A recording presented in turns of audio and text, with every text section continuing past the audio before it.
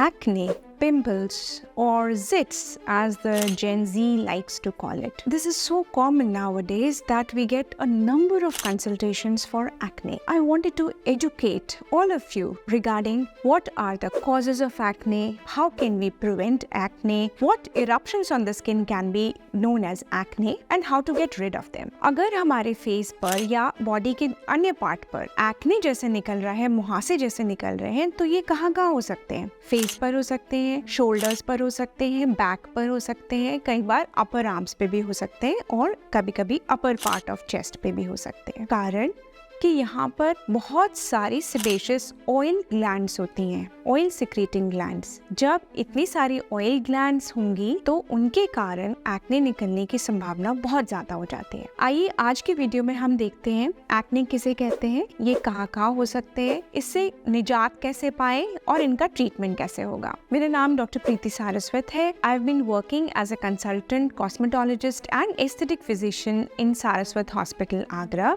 For past more than a decade. For more such educational videos, keep watching Saraswat Hospital channel and do subscribe to it and do press the bell icon for instant notification.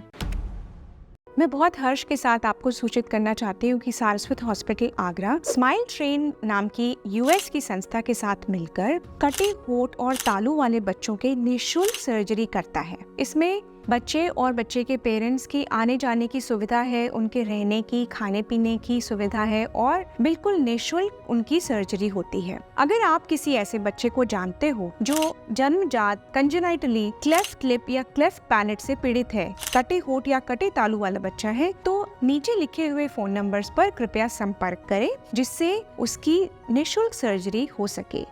ऐसे 10,000 से ज्यादा बच्चे अब तक इस surgery का लाभ उठा चुके हैं। आइए अब समझते हैं कि एक्ने होते कैसे हैं। देखिए, फेस पर और बाकी के सारे बॉडी पार्ट्स पर we have so many hairs, बहुत सारे रोए होते हैं। वो सब हेयर्स बाहर हमें दिखते नहीं है, but every hair follicle has a sebaceous gland. हर हेयर फॉलिकल की एक ऑयल ग्रंथि होती है जिसमें से कॉन्स्टेंटली मौसम के अनुसार, बॉडी के स्किन टाइप के अनुसार ऑयल सिक्रीशन होता रहता है। नीचे से वो ऑयल हेयर के अलोंग, उसके बगल से स्किन पोर के साथ बाहर स्किन पर आकर फैल जाता है। इस ऑयल का मेन फंक्शन है स्किन के ऊपर एक ऑयली लेयर लगाना जिससे बैरियर फंक्शन अच्छा रहे और साथ में ल्यूब्रिकेट करना हेयर को भी और स्किन को भी। It is a very essential part. Problem वहाँ आती है जब ऑयल सिक्रीशन बढ़ जाए, बढ़कर भी अगर वो बाहर आकर निकलता जा रहा है तो उसमें प्रॉब्लम नहीं है, सिर्फ ऑयली स्किन कही जाएगी and we can take care of that. But अगर ऑयली स्किन के साथ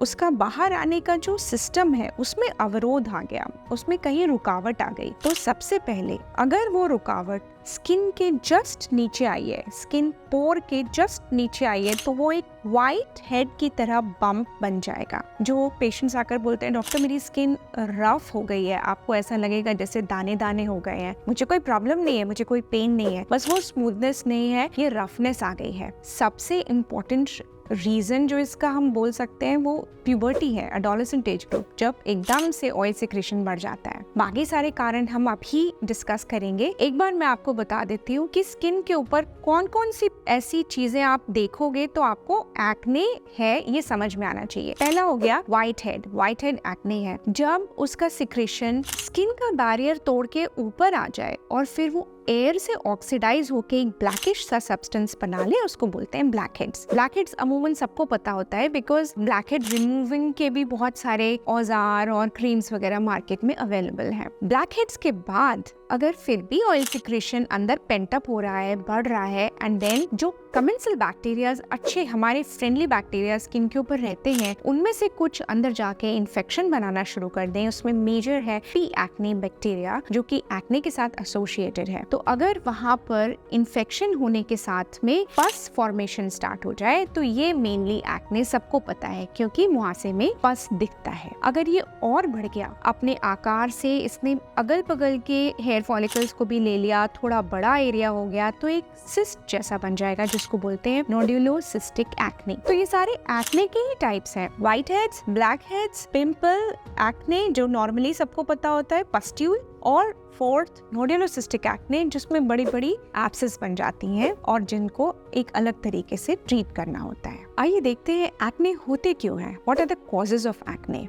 सबसे कॉमन फाइंडिंग है कि अगर किसी को बालों में डैंड्रफ है, वो होता है एक्सेसिव सीबम, एक्सेसिव ऑयल जब बालों में है तो डैंड्रफ, वैसे ही एक्सेसिव ऑयल फेस पर है तो एक्सेसिव ऑयलीनेस और फिर पिंपल्स होने की बहुत ज्यादा संभावना। तो एक्सेसिव डैंड्रफ भी एक कारण है, specially forehead, even eyebrows, eyelashes तक में पिंपल्स मिल सकते हैं। सेकेंडली, डस्ट और स्मोक, पोल्यूशन, इनसे पिंपल्स निकलने की संभावना बढ़ जाती है। एक और रीजन है, अगर आप कोई सैलून प्रोसीजर कराते हैं, कोई नया प्रोडक्ट लगाते हैं, उससे एक्ने होने की संभावना हो जाती है। नेक्स्ट रीजन कैन बी आप एक्सेसिव जिमिंग करते हैं। एक्सेसिव जिमिंग से जो हार्मोनल चेंज होता है बैलेंस, उसकी वजह से सीबम प्रोडक्शन बढ़ जाता है, ऑयलीनेस बढ़ जाती है और पिंपल्स निकलने की संभावना बढ़ जाती है। उसके बाद प्रोटीन पाउडर इनटेक अगर आपका बहुत ज्यादा है, अगेन ये हार्मोन से प्ले करता है और आपका पिंपल्स बढ़ सकता है फेस पर और बॉडी पर भी।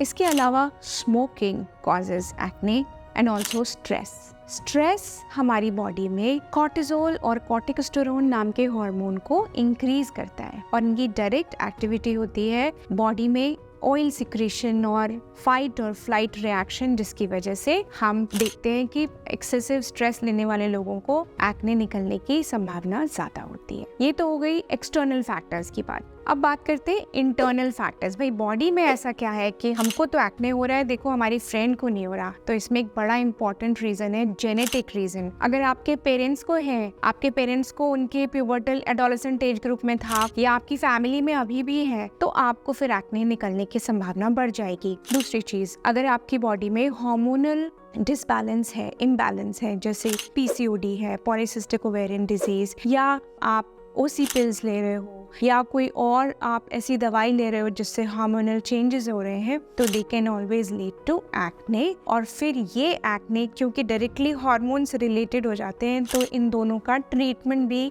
काफी कुछ इंटर रिलेटेड होता है और बाकी एक्ने से थोड़ा सा डिफरेंट होता है, जैसा हम अभी थोड़ी देर में देखेंगे। इसके अलावा इंटरनल फैक्टर्स में एक और बहुत इंपॉर्टेंट फैक्टर है डाइजेस्टिव इश्यूज। किसी को ज्यादा एसिडिटी रहती है या कॉन्स्टिपेशन रहता है तो देखा गया है एक्ने बढ़ जाते हैं, या फिर कोई ऐसी दवाई ले रहे हैं जैसे कि एंटी एपिलेप्टिक्स या लॉन्ग स्टैंडिंग ग्लूकोस्टेरॉइड्स, तो इसमें एक्ने बढ़ने की, निकलने की संभावना ज्यादा होती है। अब एक बड़ा इंटरेस्टिंग फैक्टर्स मैं आपको बताती हूँ कि कैसे हम ये देखें कि एक्ने हमें किस चीज से ज्यादा हो रहे हैं। तो मैं अपने पेशेंट्स को हमेशा एक पेपर देती हूँ जिसमें उनको लिखना होता है कि हमने किस चीज को खाया तो जिससे हमको लगा कि हमको एक्ने बढ़े।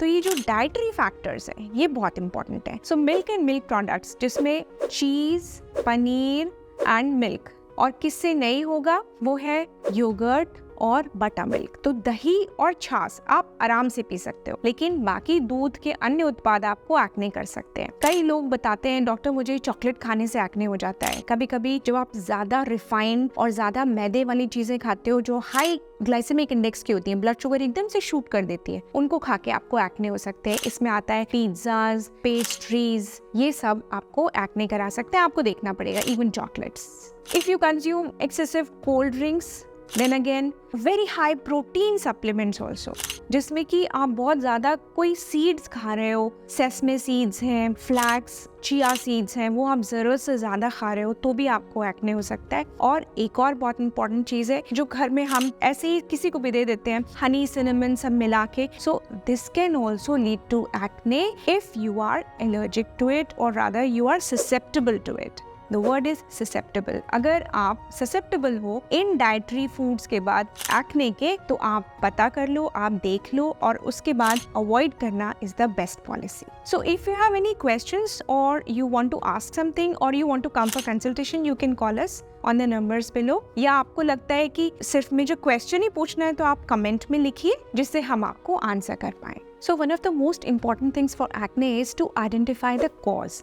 जो अभी हमने इतने सारे ट्रिगरिंग फैक्टर्स की बात की, आप प्लीज ये देखिए कि आपको उनमें से किस चीज से एक्ने स्टार्ट हो जा रहे हैं, किस चीज से एक्ने स्टिमुलेट हो जा रहे हैं, उसको प्रिवेंट करना है हमको। एंड देन एक और बहुत इंपॉर्टेंट बात कि हमारे स्किन के ऊपर हम ऐसा स्किन केयर रूटीन फॉलो करें जिससे ऑयल जल्दी से जल्दी हटता चले। तो एक बार एक्सेसिव ऑयल हटता चलेगा तो उसके अंदर इन्फेक्शन होना, पिंपल्स बनना, ये सब बहुत घट जाएंगे, स्किन की क्वालिटी बहुत इंप्रूव हो जाएगी and you will be in a much better position than what you are today. So this we call as following a proper daily skin care routine. इस रूटीन में एक बहुत इंपॉर्टेंट चीज है, सबसे पहले फेस वॉश। फेस वॉश में ऐसे इंग्रेडिएंट्स होने चाहिए जो आपके एक्सेसिव ऑयल को हटाएं, लेकिन जो नॉर्मल ऑयल स्किन पे थोड़ा रहना चाहिए उसको स्ट्राइप ना करें, उसको डिप्लीट ना कर दें। तो सिर्फ एक्सेसिव ऑयल को हटाने वाला फेस वॉश चाहिए हमको। फिर हमको एक एस्ट्रिंजेंट चाहिए जो कि ऑयली स्किन का टोनर होता है। अब टोनर की वैल्यू क्या है? जो भी फेस वॉशेस होते हैं वो थोड़े एल्कलाइन होते हैं, यानी थोड़ा बेसिक नेचर होता है उनका। अगर आप ये समझ पाए कि स्किन का नॉर्मल pH 5.5 है और हम जो भी चीज से अपना फेस वॉश कर रहे हैं वो अराउंड 7.5 तक ले जाता है, हमको एक टोनर ऐसा चाहिए जो pH को वापस 5.5 तक लाए, जिससे कि बैक्टीरिया हमारे स्किन को डैमेज ना कर पाए। तो एक बार फेस वॉश किया एक्सेसिव ऑयल डिप्लीट करने वाला, देन हमने एस्ट्रिंजेंट से स्किन को टोन कर लिया and then we are ready to face the world. अगर आपको लगता है कहीं थोड़ा खिंच रहा है, खराब लग रहा है, you can always use a barrier repair cream. शाम को या बीच में भी, मिड डे में भी अगर आपको जरूरत लगे तो दोबारा से आप एस्ट्रिंजेंट या फेस वॉश यूज करें। फिर रात को एक बार सोने से पहले आप एक एंटी एक्ने फेस मास्क या ऐसा फेस मास्क जो वापस आपकी स्किन को रिजुविनेट करेगा, एक्सेसिव ऑयल को हटाएगा, जो डेड स्किन सेल्स हैं उनको हटा देगा, क्योंकि अगर वो पेंट अप होंगे तो वो व्हाइट हेड्स को ब्लैक हेड्स बनाएंगे। तो वो सब चीजें करके and then you can have a good night sleep. So this daily skincare routine is very important for you in order to have a good skin, क्योंकि skin की quality of making excessive oil is not going to change. You are going to live in this skin always, and so we have to take care of the skin so that acne does not develop. So once you're following daily skincare routine, अगर फिर भी आपको लगता है कि मेरे acne थोड़े हैं, तो you should always consult a physician, a skin care doctor, जो आपको फिर लगाने की दवाई देंगे। लगाने की दवाई से, टॉपिकल वाली ऑइंटमेंट से भी अगर फर्क नहीं पड़ता तो फिर आपको खाने का एंटीबायोटिक दिया जाएगा या फिर आपको एक्यूटेन या आइसोट्रेटिनोइन ओरल मेडिसिन दी जाएगी। इसके बारे में इतना सारा बताने को है that I have thought of making another video for the treatment of acne.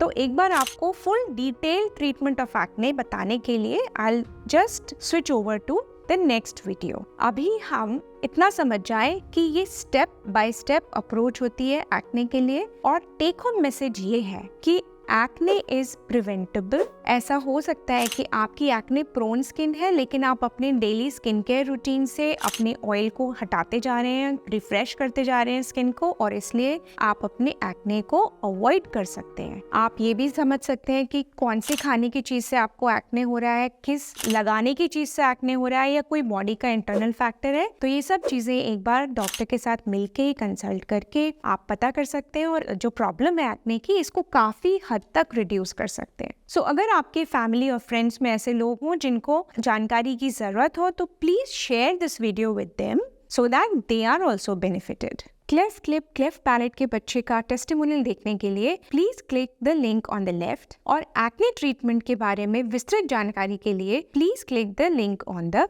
Right. Thank you.